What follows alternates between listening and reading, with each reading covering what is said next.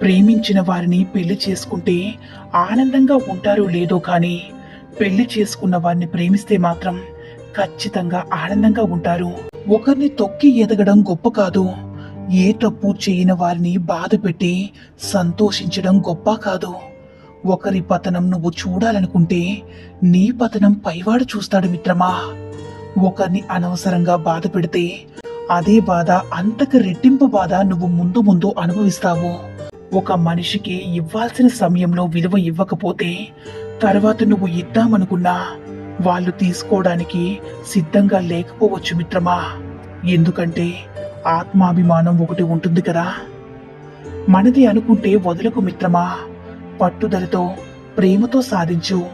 వద్దనుకుంటే అస్సలు ఆలోచించొద్దు.